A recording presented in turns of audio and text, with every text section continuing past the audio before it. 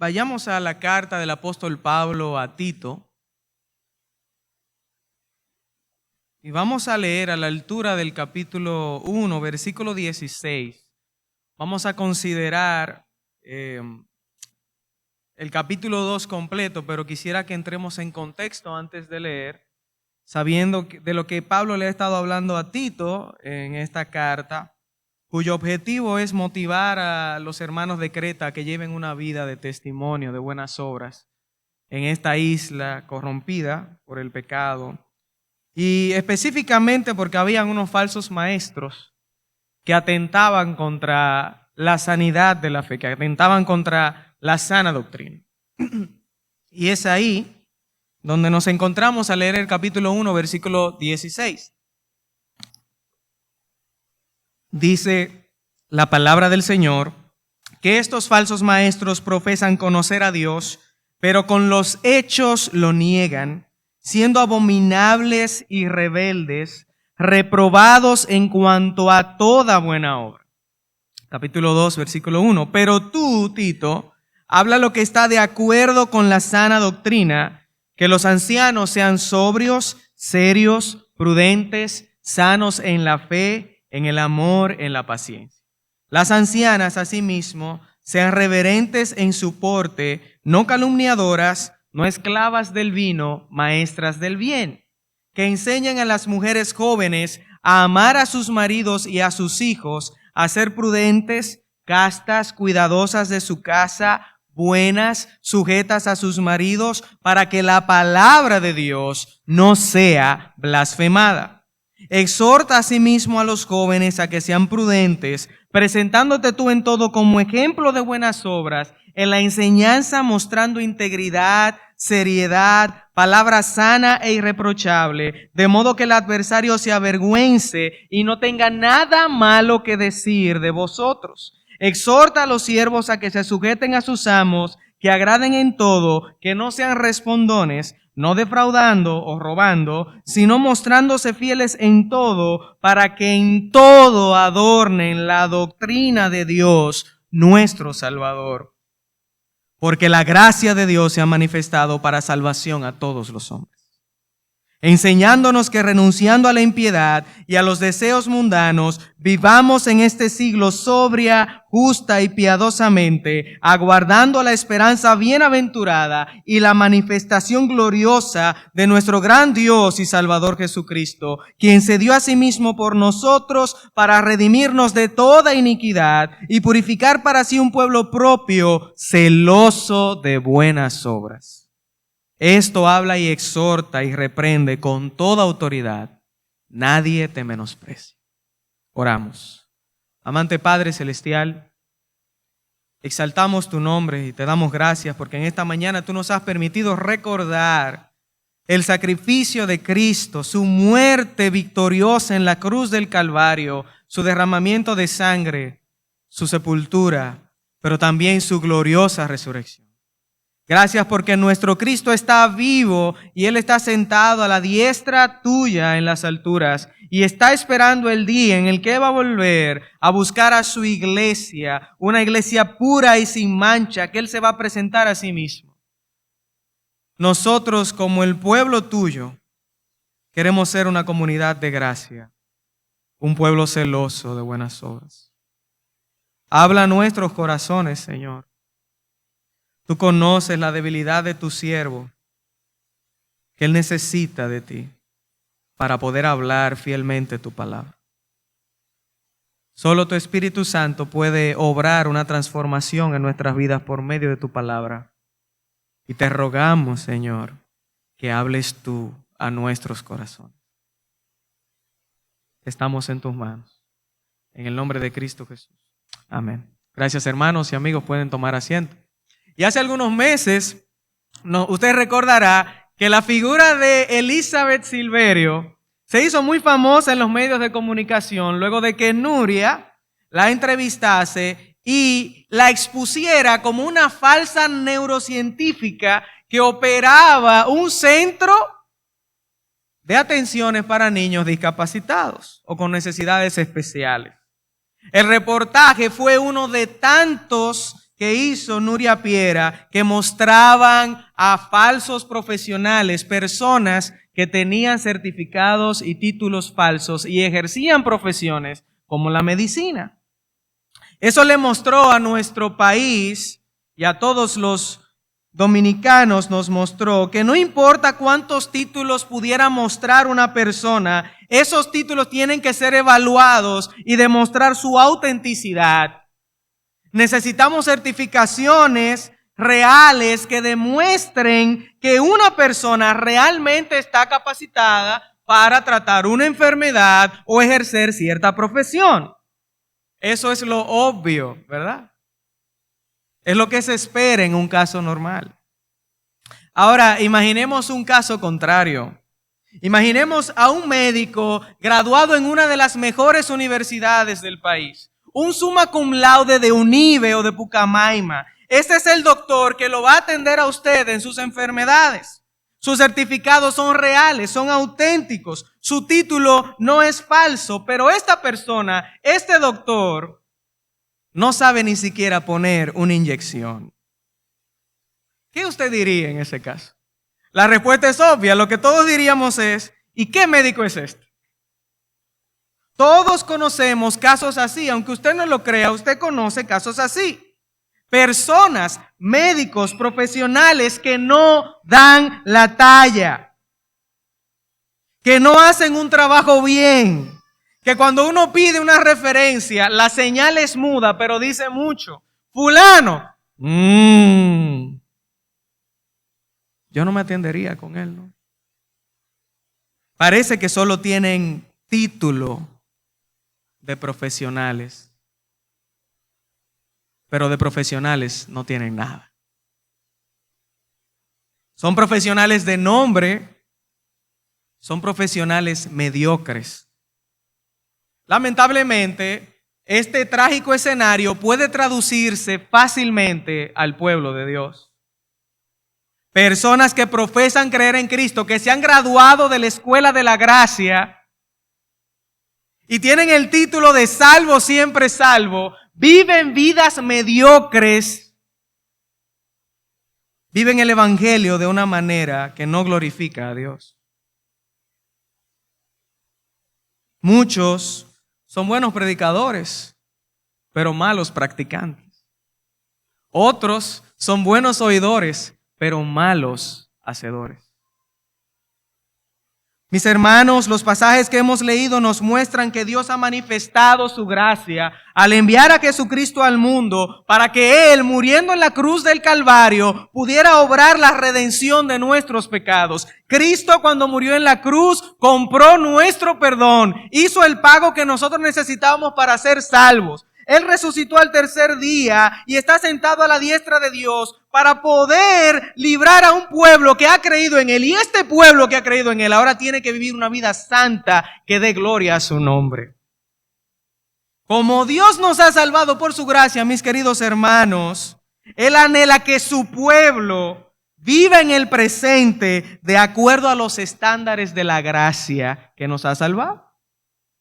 Nosotros somos el pueblo de Dios y Dios quiere que su pueblo sea un pueblo celoso de buenas obras, una comunidad de gracia que viva en esa gracia, un tipo de gente que viva acorde al mensaje del evangelio que los ha salvado. Por lo tanto, mis amados hermanos, vivamos vidas de acuerdo a la gracia que nos ha salvado. Vivamos acorde a la gracia que nos ha salvado. Surge entonces, mis hermanos, una pregunta. ¿Cómo yo puedo vivir de acuerdo al estándar de la gracia que me demanda? ¿Cómo yo puedo vivir de acuerdo a la gracia? ¿Cuál es el código de ética que rige a la comunidad de la gracia? El apóstol Pablo, en los pasajes que hemos leído en el capítulo 2, nos provee de manera detallada una guía de conducta, de responsabilidad individual, que es por el bien colectivo. ¿Y qué quiere decir eso? Bueno, que cada una de las personas que Pablo describe aquí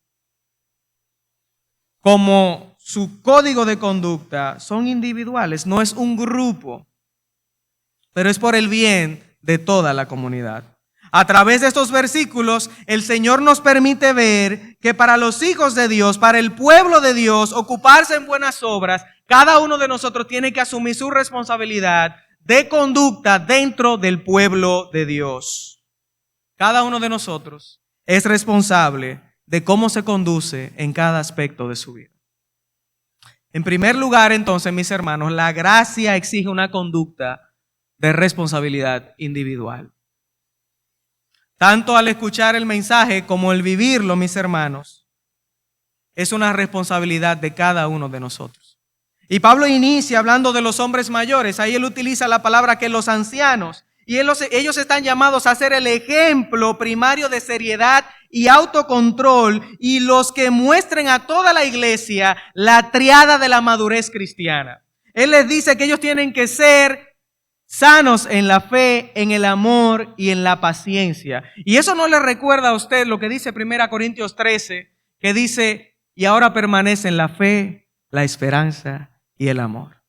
Esa es la triada de la madurez cristiana. Es este mismo espíritu que se espera del corazón de los hombres mayores aquí en la iglesia. Deben de reflejar una vida tal que sean dominados por el amor que debe reflejar cada creyente. De las mujeres mayores también él advierte que sean mujeres tan santas que puedan parecer un sacerdote listo para entrar a trabajar en el templo. A eso se refiere cuando dice que sean reverentes en su porte, que sean santas de tal manera que puedan trabajar en el tabernáculo de Dios. Que sean mujeres que no sean chismosas, y en griego dominicano, que no sean diablas, que tengan dominio propio y que sean capaces de ser un ejemplo de vida de piedad, que puedan instruir a las mujeres más jóvenes dentro de la congregación. Todo lo que se dice en los versículos 4 al 5, que deben de ser las mujeres jóvenes, deben de serlo porque estarían imitando y estarían siendo instruidas y enseñadas por las mujeres mayores de la iglesia. Mujeres prudentes, castas, puras, sujetas a sus maridos, buenas. Todo eso deben de ser lo primero las mujeres mayores para instruir a las mujeres más jóvenes. Lo mismo vemos en la instrucción a los más jóvenes, que Pablo le dice que deben de ser prudentes, pero exhorta a Tito, el pastor itinerante que estaba en ese momento en Creta, a que él se muestre primero como ejemplo de buenas obras. Tito tenía que ser sano en su enseñanza. Él no solamente iba a ir a enseñar y no vivir lo que enseñaba, sino que hasta en sus conversaciones sus palabras debían ser sanas e irreprochables. También habla a los esclavos, a los empleados. Se les exhorta a no ser insubordinados, a no ser ladrones, sino honrados y confiables. Cada miembro de la iglesia, mi querido hermano y hermana y amigo que estás aquí, está descrito de una manera u otra en este pasaje. Si tú tienes 60, 50, 70 años, tú estás descrito en este pasaje. Si tú eres una joven casada, soltera, recién parida, si eres una joven que está soltera todavía, tú estás descrita en estos pasajes. Joven, que aún estás en el bachiller, que estás en la universidad, que estás trabajando actualmente, tú también estás descrito en este pasaje. Pastores, predicadores, maestros de Templo Bíblico Villa Montellano, tú también estás en estos pasajes. Nadie está exento y cada uno de nosotros tiene una responsabilidad individual de vivir según el código de ética de la comunidad de la gracia. Nosotros pudiéramos abundar detalladamente en lo que significa cada uno de estos versículos y fácilmente perder el tiempo. Porque lo que Pablo quiere mostrarnos son dos cosas. Primero, que usted y yo formamos parte de este colectivo que se llama iglesia y tenemos una responsabilidad individual. Y número dos, que la sana doctrina está llamada para ser vivida, no solo para ser conocida. Esa es la realidad y el espíritu del pasaje. Nosotros podemos durar largas horas describiendo qué significa cada una de esas palabras, pero si no entendemos lo principal, que tú y yo tenemos una responsabilidad individual de acatar este código de ética de la gracia y que la sana doctrina se vive más que conocerla. La sana doctrina no es solo un mensaje o un conjunto de libros que me ayudan a ser más inteligente, que me llenan de erudición. No, no es para hacerme más inteligente. La sana doctrina es para vivirla, mis hermanos. Y es responsabilidad de cada uno de nosotros vivir acorde al mensaje que hemos creído. Es ya una mala costumbre y casi una cultura dentro del pueblo de Dios, dentro de la iglesia de Dios, venir cada domingo en la mañana o venir el martes al estudio bíblico, escuchar un mensaje exegético y homilético muy bueno, alzar las manos al cantar, decir un gran amén, decir un gran gloria a Dios y salir por esa puerta peor de lo que entré. Olvidarme de lo que el Señor me está diciendo. Salir y vivir una vida que contradice el mensaje que se predicó. Una vida que no concuerda con la gracia. Y aún peor, una vida que no hace nada para el avance del reino de Dios.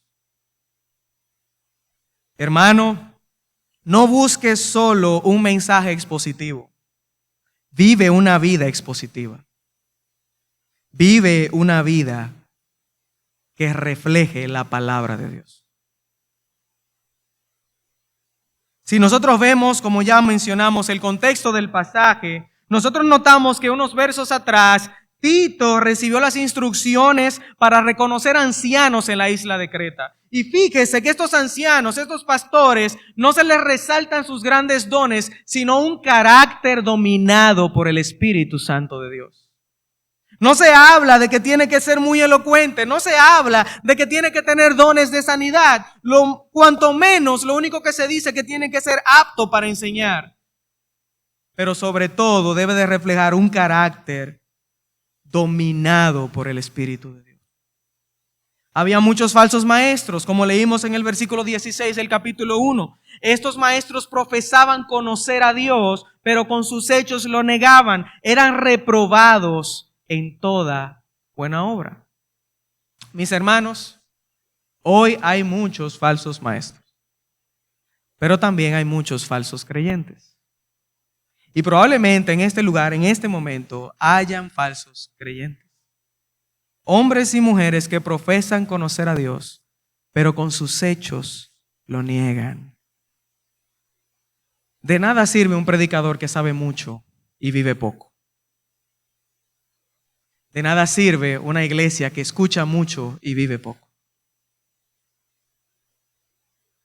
Dios quiere que vivamos en el poder de la gracia que nos ha salvado. Que seamos un pueblo celoso de buenas obras.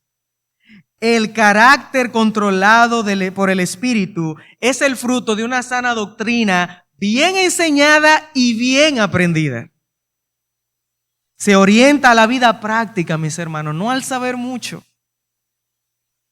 De nada sirve un predicador elocuente con una vida desordenada. Y nosotros no necesitamos muchos eruditos, necesitamos hombres y mujeres de Dios que adornen con sus vidas el evangelio que predicamos. Predicador, y yo sé que aquí hay muchos. Predicador, tú que estás aquí en esta mañana, no es tu elocuencia o tu conocimiento lo que impactará las vidas. El mundo no necesita más Sugeles Michelens. No necesita más Sugeles Michelens en el púlpito. Necesita más hombres como Cristo en las calles. Eso es lo que la iglesia de Cristo y el mundo necesitan. Uno de mis autores favoritos o mis personajes favoritos de la iglesia era un pastor del siglo XIX de los hermanos llamado Robert Cleaver Chapman, R.C. Chapman. Y él dijo una vez: muchos predican a Cristo, pocos viven como Él. Hoy yo resuelvo vivir como Cristo. Y al final de su vida lo hizo. De tal manera que una joven ciega a quien él solía visitar, Dijo, cuando ese hombre entraba a mi casa, yo sentía que Moisés y Aarón habían llegado. Mis hermanos, cada vez que se predica la palabra de Dios, nosotros estamos expuestos a dos decisiones: a vivir o no vivir la fe que profesamos. Hemos confundido muchas veces la predicación de la palabra como algo que sirve para deleitar nuestros oídos. Pensamos que se trata solamente de una buena homilética o una buena exégesis o una exégesis magistral, más que de conformar nuestras vidas a la luz del Evangelio y abandonar la oscuridad del pecado. De eso se trata la predicación. Y yo sé que el dolor de cabeza de cada predicador es predicar un buen mensaje que será olvidado la semana siguiente. Ese es el dolor del profeta. Si quiere, le invito a leer el profeta Jeremías y al profeta Isaías, cuyos mensajes no fueron atendidos.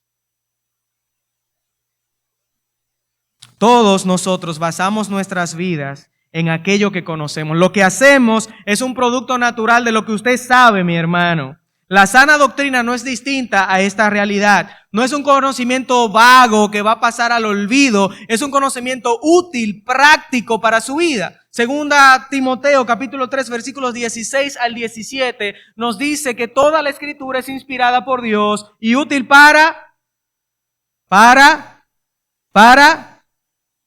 ¿a fin de qué? A fin de que el hombre de Dios sea perfecto, enteramente preparado para toda buena obra. ¿Lo ve? No es información para que se quede aquí. Como me decía un joven allá en la iglesia, yo tengo mucho aquí, pero poco aquí. Todo conocimiento teológico tiene que desembocar necesariamente en una aplicación, en una vida práctica, ya sea el evangelio en una respuesta de fe para recibir salvación, ya sea los indicativos o los mandamientos del Nuevo Testamento en una vida de santidad, ya sea la teología propia o el conocimiento de Dios que nos derrumba en adoración, porque la única consecuencia de conocer a Dios y ver su rostro a través de la palabra es rendirnos en adoración a Él, mis hermanos. Pero cada información teológica debe de desembocar necesariamente en una reacción de nosotros. Amados hermanos, vivamos de acuerdo a la gracia que nos ha salvado. Ahora bien, hay un resultado que viene de esta vida de coherencia con lo que yo digo que creo. Hay un resultado cuando yo vivo conforme a lo que yo digo que creo. Algo pasa y ese es nuestro segundo punto. Cuando yo vivo de acuerdo a lo que yo creo, yo adorno el evangelio. Yo adorno el evangelio. Yo soy una bolita en ese árbol de Navidad llamado el evangelio. Cuando yo vivo de acuerdo al evangelio. Fíjese lo que dicen los versículos 5, 8 y 10 al final, siempre al final. Versículo 5 dice que cuando las mujeres actúan así, la palabra de Dios no será blasfemada. Versículo 8 dice que cuando los pastores y los jóvenes se conducen así, ¿qué dice? El enemigo se avergüenza y no tendrá nada malo que decir de nosotros. Versículo 10 dice que cuando los esclavos se conducen así, en todo adornan la doctrina de nuestro Salvador. Mis hermanos, sencillamente, cuando usted vive lo que usted cree, el mensaje de la gracia se vuelve atractivo para el que no cree. Nosotros no solamente hacemos lo lógico al vivir lo que decimos creer, sino que esto se convierte en una herramienta apologética y evangelística. Cuando yo tengo un buen testimonio, cuando yo vivo acorde a la fe que yo digo tener, el evangelio se muestra al incrédulo como la verdad y nadie puede señalar al creyente, porque está viviendo acorde a lo que cree. La palabra de Dios no es blasfemada en la boca de los impíos. Los que se oponen a nosotros no pueden señalarnos porque no hay cola que nos puedan pisar, porque no encuentran nada malo que decir de nosotros y el mensaje del evangelio se vuelve atractivo para aquellos que aún no han creído. Y fíjese algo, cuán fácil es que se eche abajo el mensaje del evangelio. O no le pasa cuando usted sale a la calle y usted escucha quizás a alguien de la comunidad que dice, yo no creo en convertido. Cristiano. O como me pasó a mí esta semana que pasó en el transporte público, una señora dijo, cristiano. Para eso hay que verlo primero antes que creerlo. Cuán fácil es que se eche abajo el evangelio por el mal testimonio de un creyente. Muchos creyentes deshacen con sus pies lo que se dice con la boca. Lo que dicen con sus labios lo destruyen con sus acciones, y el que no es cristiano prefiere no creer, porque para el no creyente es ver para creer. El mensaje es muy bonito, pero la vida es muy fea, dicen ellos. El ejemplo del predicador, el ejemplo de los miembros, el ejemplo de la iglesia muestra la efectividad del mensaje del evangelio. El mundo necesita ver en nuestras vidas que el evangelio es real y que funciona.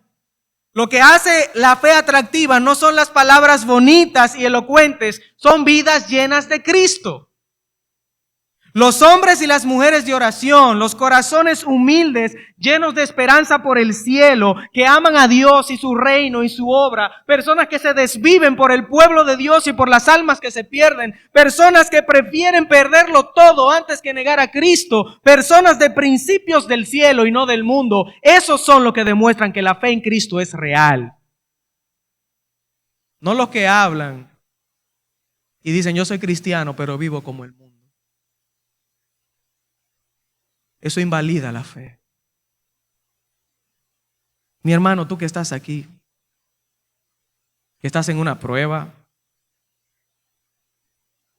que oras y lloras, que esperas, que te duele ver la condición de tu iglesia cuando se olvidan de la santidad de Dios, que deseas ver un pueblo ardiendo por la gloria de Dios.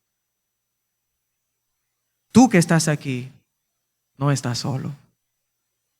Tú que estás aquí en esta mañana, sabiendo que cuando tú pecas te duele hasta el punto que no puedes dormir. Tú que estás aquí en esta mañana, déjame decirte que el Señor te ve y el Señor sabe que tú le amas y quieres agradarle y quieres vivir para su gloria.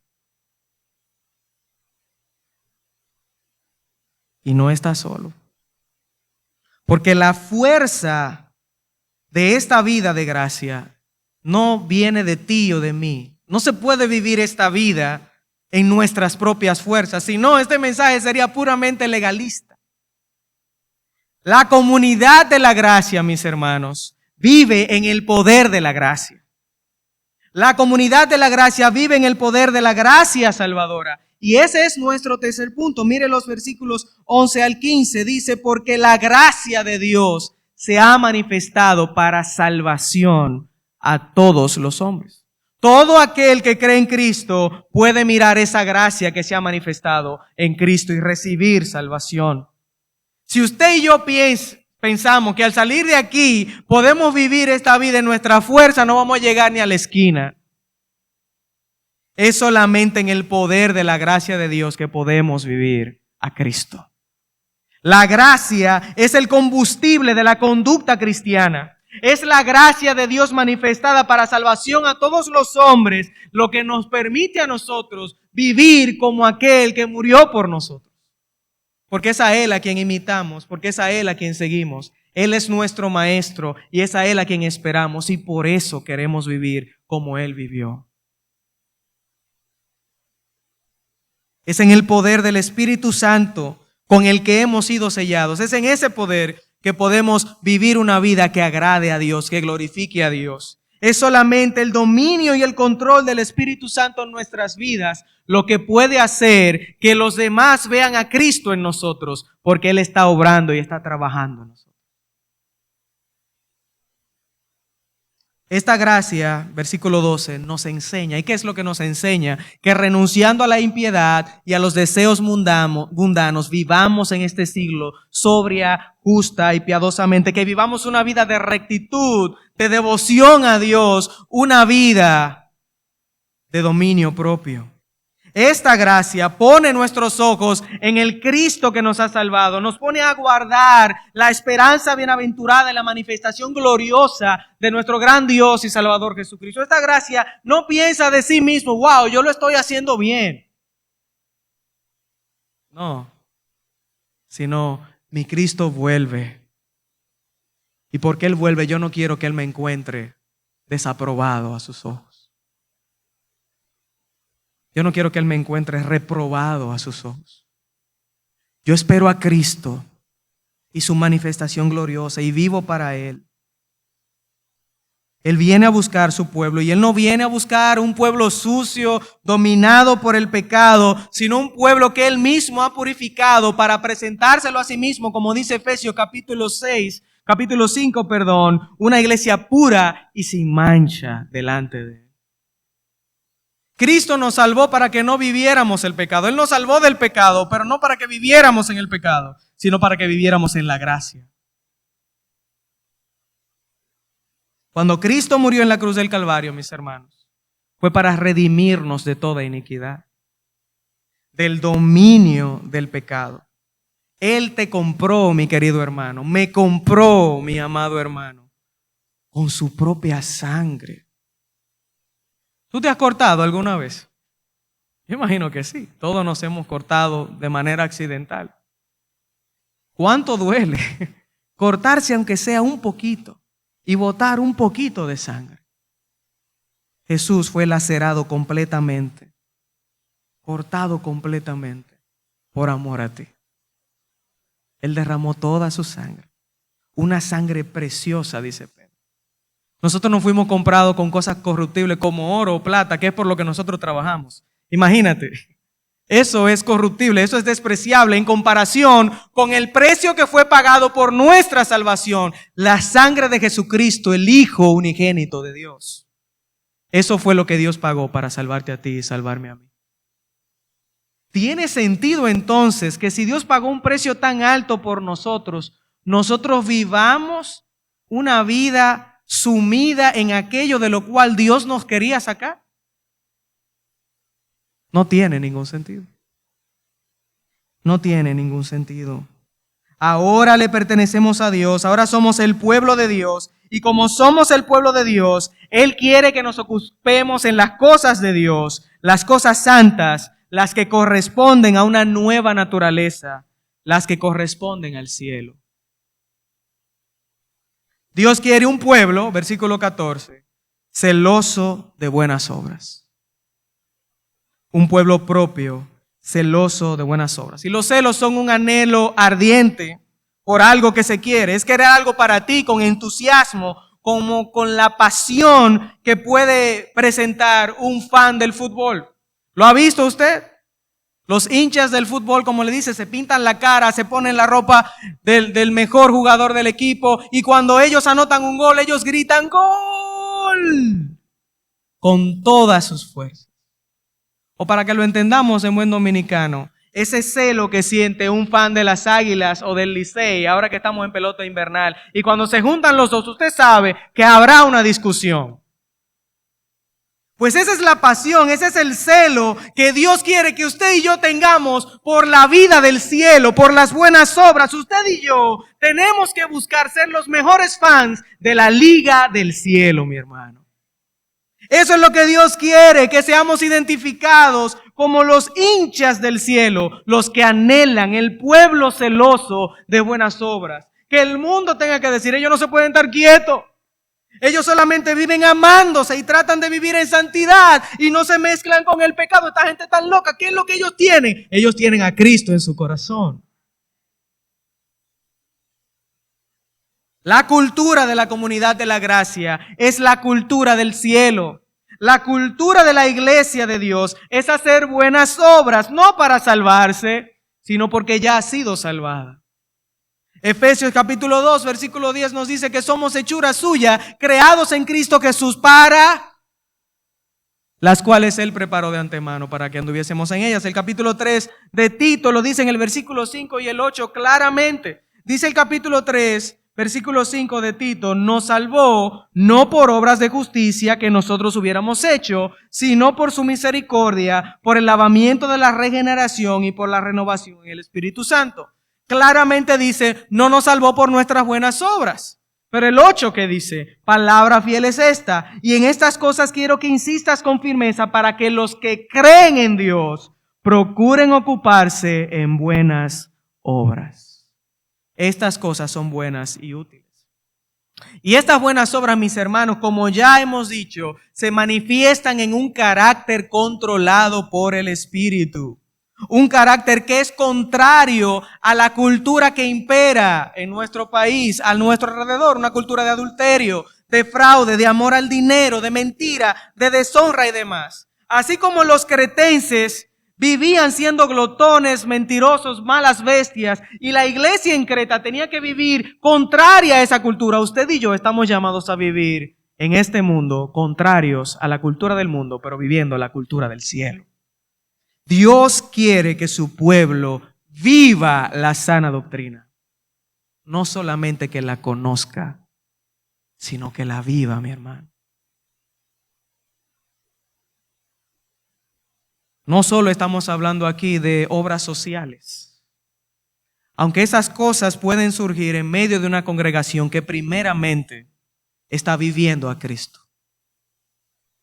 Estamos hablando de un carácter controlado por el Espíritu de Dios. ¿Puede haber buenas obras sin gracia salvadora? Quizás. Y quizás, en el mejor de los casos, eso será legalismo e hipocresía que no lleva a ningún lado. Sin una conducta que se asemeje a Cristo. Pero que haya gracia salvadora sin buenas obras, sin un carácter controlado por el Espíritu, eso es una tragedia, mi hermano. Una muestra de inmadurez espiritual. Y en muchos casos, presta atención, mi querido hermano, en muchos casos que una persona no esté viviendo acorde al evangelio que ha creído, es que no ha creído realmente. Es que no ha sido salvado realmente. Y es probable que aquí haya personas que no han creído, que vienen religiosamente a cada culto, que ofrendan fielmente, que son veteranos en la iglesia y que quizás nos hayan engañado a todos, pero la gracia de Cristo no se ha manifestado para salvarle. No ha visto a Cristo, no ha atesorado a Cristo en su corazón, no ha creído en Cristo. Porque es muy bonito vestirse bien el domingo, tener una agenda empaquetada con actividades de la iglesia, pero cuán difícil es renunciar al mundo y vivir para Cristo. Mi querido amigo, tú que estás aquí en esta mañana, ¿has creído tú en Jesús? Mi querido amigo que te crees hermano, ¿has creído tú en Cristo? Porque no hay buena obra que te pueda salvar, pero si Cristo te ha salvado, hay muchas obras que podrás hacer para darle gloria a Él. Hoy puede ser el día en el que tú formes parte de la comunidad de la gracia, y somos la comunidad de la gracia porque hemos creído en la gracia que se manifestó para salvarnos. Mi querido amigo, tú que estás aquí en esta mañana, tus buenas obras no te pueden salvar. Pero la obra de Cristo en la cruz del Calvario y su resurrección, si tú crees en Él, te dará salvación y vida eterna. Y hermano, ¿qué hay para ti entonces? Amado hermano, quizás las palabras han sido duras y te has sentido señalado por el Señor. Yo te invito a venir a tu Salvador en arrepentimiento. Arrójate a los brazos de Cristo y pídele que te permita vivir la vida que está de acuerdo con la fe que tú una vez profesaste en Él. Pídele que te permita vivir una vida en el poder y el control del Espíritu Santo. Pídele un corazón que arde por Dios y por su palabra y por su obra. La iglesia de Cristo tiene una misión en este mundo y esa misión solamente puede ser cumplida si nosotros demostramos con nuestras vidas que el mensaje del evangelio es real y puede transformar y cambiar el corazón del más vil pecador en un hombre santo para la gloria de Dios. Pero solamente si nosotros ardemos por Cristo, solamente si somos controlados por el poder de su palabra y de su espíritu, ese mensaje será efectivo a los ojos de los que se pierden. Pídele al Señor en esta mañana que te permita vivir una vida que dé gloria a Cristo. Cuando eso suceda, cuando la comunidad de la gracia vive el mensaje de la gracia, los hombres mayores mostrarán a Cristo en su conducta madura de amor, fe y paciencia. Las mujeres mayores serán santas en toda su manera de vivir. Las jóvenes seguirán el ejemplo de las mayores, un ejemplo de piedad y de respeto y sumisión a sus maridos. Los jóvenes serán instruidos por sus pastores y sus líderes, porque estos pastores y líderes andan en la verdad de la palabra. Los empleados respetarán a sus jefes y serán ejemplares, porque habrán entendido que la gracia es un mensaje que no es solo para saberlo, sino también para vivirlo. Amados hermanos, vivamos de acuerdo a la gracia que nos ha salvado. Al salir de aquí, hermano y hermana, te toca vivirlo. Vamos a orar. Amante Padre Celestial, tú nos has hablado a través de tu palabra y nosotros no somos suficientes para quizás obedecer todo lo que tú nos has dicho. No somos capaces en nuestras propias fuerzas. Gracias te damos por Jesucristo, porque nosotros estamos completos en Él. Ayúdanos a vivir y a obedecer lo que tu palabra nos ha dicho. Ayúdanos a dejarnos dominar y controlar por tu Santo Espíritu. Ayúdanos, oh Señor, a confesar nuestros pecados. Ayúdanos a vivir vidas santas, que cumplan su propósito apologético de defensa de la fe y evangelístico de salvación, de atracción a aquellos que no han conocido a Cristo. Ayúdanos, porque solo en tu fuerza y tu poder podremos cumplir lo que tú nos demandas. Gracias por Jesucristo y gracias por esta salvación y por esta iglesia. En el nombre de Cristo Jesús. Amén. Que el Señor le continúe bendiciendo, hermanos.